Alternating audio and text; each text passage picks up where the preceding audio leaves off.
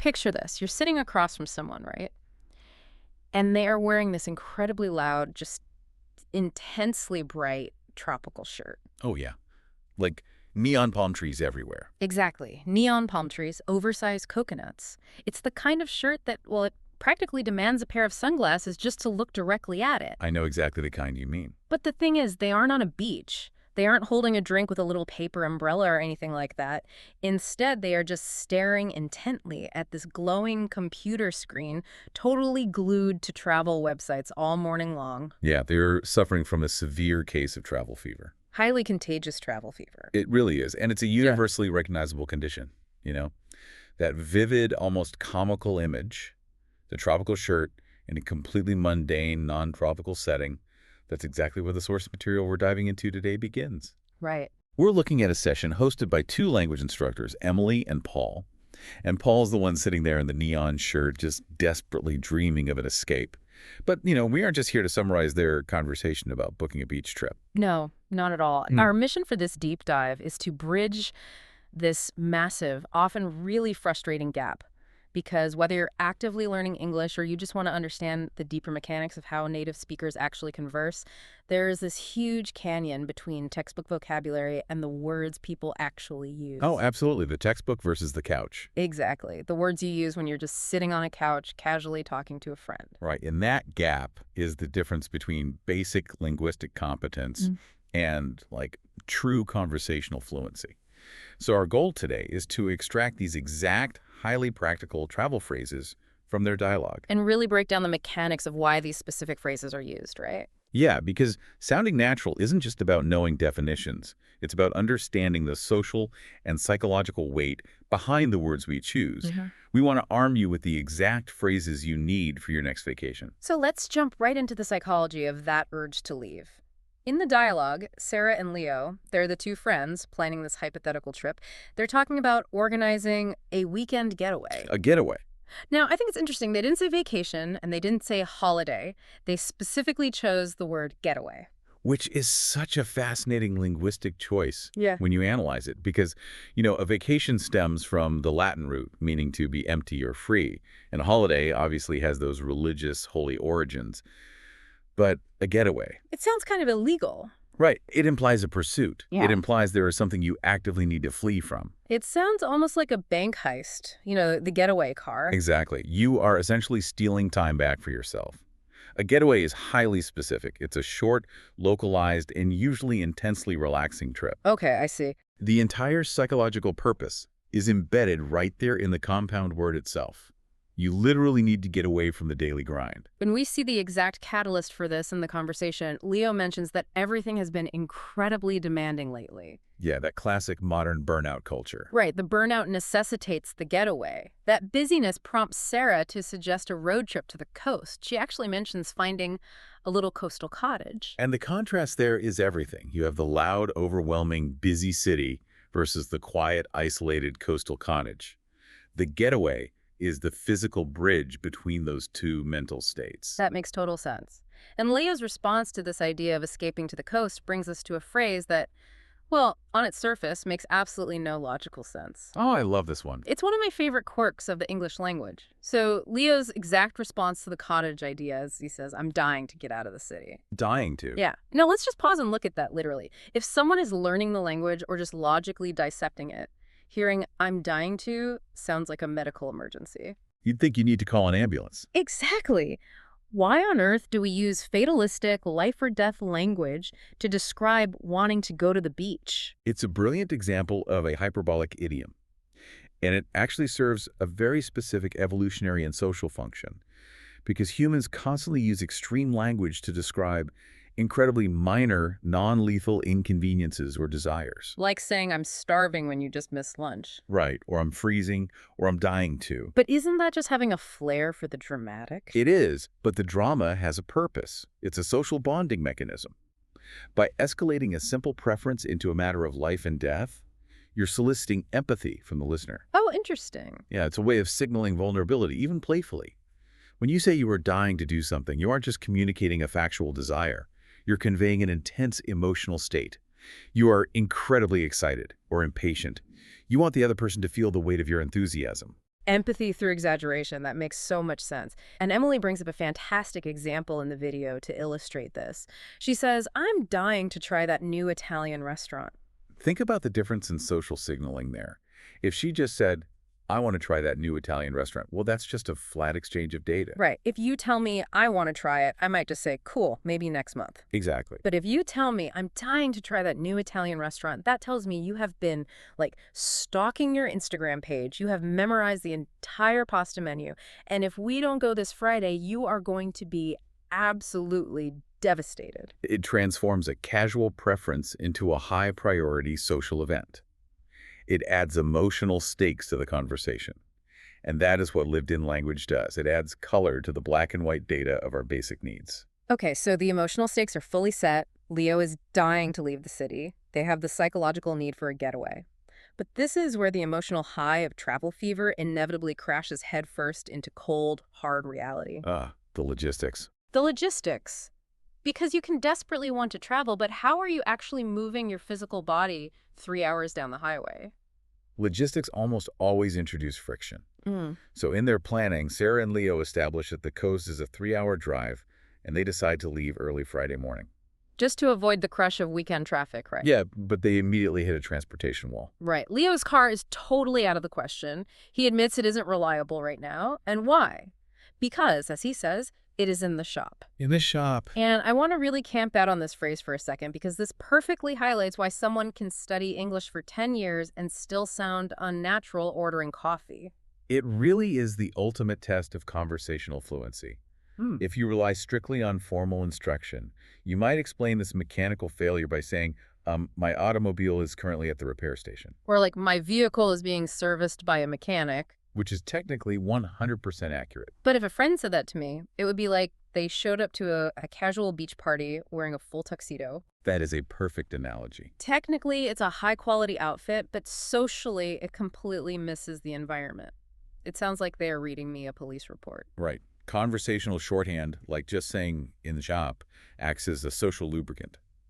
The phrase operates on what linguists call Grace's maxims, specifically the maxim of quantity. Okay, what does that mean? It suggests you should be as informative as necessary, but no more than that. So by saying in the shop, you are intentionally holding back information. Precisely. You are sparing your friend the agonizingly boring details of a blown head gasket, or a leaky radiator, or some mysterious rattling noise in the steering column. Nobody wants to hear about the rattling noise. Exactly. The shop is universally understood as the mechanic, the garage, the void where cars go to cost us money. It is empathy through brevity. Empathy through brevity. I love that. Emily gives us the perfect template for this in the video. She says, I can't drive to the coast this weekend because my car is in the shop. And notice the efficiency of that sentence. It presents the limitation, I cannot drive. And it presents the universally accepted, unquestionable excuse, it is in the shop. Yeah, it shuts down any need for further mechanical inquiry. Exactly. So the conversation can immediately pivot to finding a solution. It instantly proves you understand the social rules of the language. Yeah. So because Leo's car is suffering in the shop, they agree to take Sarah's car. Transportation solved. Ooh. And accommodation is also quickly sorted out. They decide on an Airbnb so they can cook breakfast and save some cash. So the physical logistics are totally locked in. But now they face what I genuinely believe is the single biggest dividing line in modern travel culture. Oh, the ideological debate over how time should be spent once you actually arrive. Yes. Do you map out every waking hour, or do you just surrender to the moment? The battle of the spreadsheet versus the compass. In the dialogue, Leo asks the ultimate question. He says, should we make a strict itinerary or just wing it? Let's dissect the first philosophy, the itinerary. In a strictly definitional sense, an itinerary is a structured list of plans, right? A timeline for a journey. Right. But in modern travel culture, it has become so much more than that. The itinerary represents the hyper-curated vacation. Absolutely. Emily actually admits in the video that she is fully on Team Itinerary. For her, the research phase, spending hours reading online reviews, cross-referencing restaurant ratings, looking at geotagged photos of hotel pools, that is actually 50% of the joy of the trip. Yeah, the planning isn't a chore for her. It's the appetizer. Exactly. Because an itinerary provides the illusion of total control. In a world that feels increasingly chaotic and unpredictable, creating a heavily researched, minute-by-minute schedule for your leisure time is a way of guaranteeing a return on your investment. You're trying to maximize the efficiency of your joy. Exactly. But it is inherently rigid. Which opens the door for Sarah's counterproposal. She says, should we just wing it? And wing it is such an evocative phrase. Where does that actually come from? It's actually a fantastic piece of linguistic history. The phrase winging it originates from the theater. Really? Yeah. If an understudy had to step into a role at the absolute last minute, they wouldn't have time to properly memorize the script or rehearse the blocking. So they would literally stand in the wings of the stage. Oh, the wing. The hidden areas on the sides, frantically reviewing their lines right before walking out into the spotlight. They were relying purely on adrenaline and improvisation. They were winging it. That is incredible. So to wing it literally means to step onto the stage of life without a script. Exactly. It's the deliberate absence of an itinerary. Mhm. You assess the environment in real time, adapt, and just see what happens.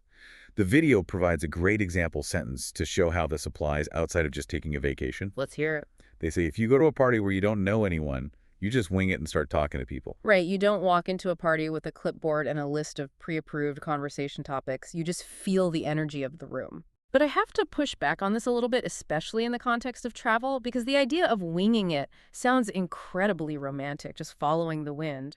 But in reality, if you wing a trip to a massive, bustling city, don't you risk spending your entire vacation totally stressed out? That is a very valid point. I mean, you could end up eating terrible tourist trap food or literally sleeping in a train station because all the hotels are booked. Isn't an itinerary fundamentally a form of anxiety reduction? That is the exact tension that Paul addresses with a highly memorable anecdote from his own life. It perfectly encapsulates the psychological battle between the safety of the itinerary and the perceived authenticity of winging it. Right. Paul's story about his trip to Japan 3 years ago. He openly admits he used to be a militant planner. Oh, big time. Every hour of his Tokyo trip was written down. He was the guy with the clipboard. He had constructed the perfect, impenetrable itinerary. But then the ultimate anxiety-inducing disaster strikes. On his very first day in Tokyo, which is a massive, unfamiliar metropolis, he loses the physical copy of his itinerary. Oh no, the master plan is just gone. Completely gone, the safety net vanishes. He describes feeling this profound wave of panic. But this is where the mechanism of serendipity kicks in. Okay, how so? Because the paper was gone, because the rigid structure of his expectations was entirely removed, he was forced to step out of the wings and improvise. He was forced to wing it. So he just started wandering the streets of Tokyo without a destination? Exactly. And because he wasn't staring down at his phone or sticking to a strict schedule, he stumbled upon this tiny, obscure ramen shop. And the detail he highlights that I think is so crucial, this shop was not in any guidebook. It wasn't heavily rated on any travel app. It existed entirely outside the algorithmically curated realm of must-see travel spots. It was immune to the spreadsheet. And he says that unlisted, unplanned bowl of ramen was the best meal of his entire life. That singular experience completely fractured his worldview on travel. He realized that an overly strict itinerary acts like blinders on a horse. That's a great way to put it. It keeps you moving safely forward, but it completely blinds you to spontaneous, authentic opportunities developing in your peripheral vision. But to address my earlier point about the anxiety of, like, sleeping in a train station, he didn't completely abandon planning forever. No.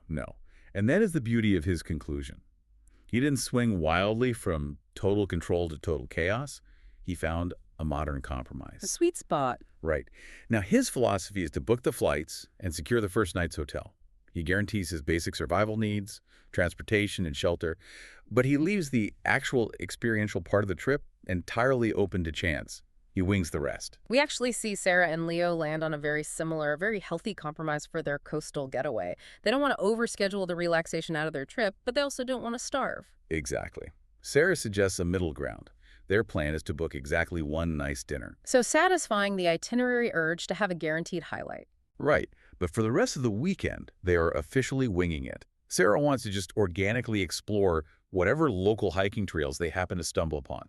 It really is the perfect blend of structure and spontaneity, and Leo enthusiastically agrees.